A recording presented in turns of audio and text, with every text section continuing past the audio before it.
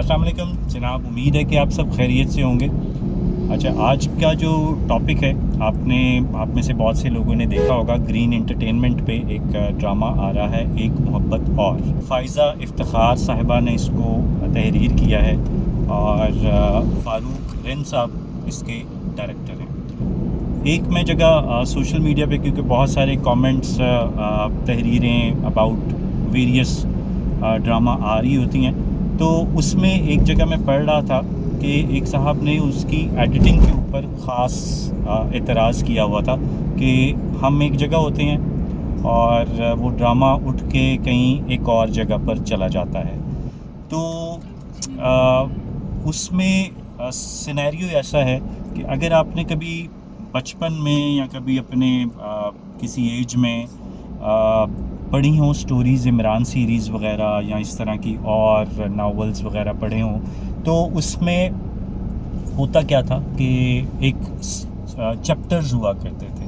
तो उन चैप्टर्स में सिनेरियो ये बनता था कि एक चैप्टर चल रहा है और उस चैप्टर को करते करते आप कहीं और आपको सिंक कर दिया जाता था। तो वो एडिटिंग, ये वाला सिनेरियो अगर किसी ने वो चीज़ें पढ़ी हुई हैं तो ये ऑलमोस्ट सिमिलैरिटी है। और आप क्योंकि जो चीज़ चल रही होती है तो उसमें पैरेलल सीक्वेंसिंग हो रही होती है।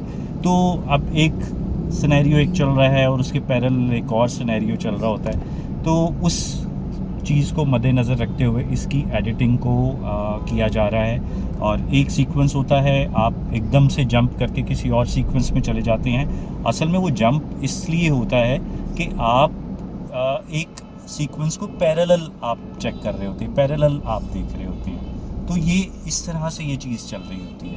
तो मेरे ख़्याल से इस चीज़ को इस तरह से डाइजेस्ट करना, इस तरह से एब्जॉर्ब करना ज़रा बेहतर होता है अगर आप इस तरह से कर लें। तो इसमें सिंपल एक यही सिनेरियो है। अदरवाइज़ कोई इशू वाली बात नहीं है। एडिटिंग भी बिल्कुल मुनासिब है, ड्रामे की स्टोरी भी बिल्कुल ठीक तरह से चल रही है, ठीक अंदाज में चल रही है।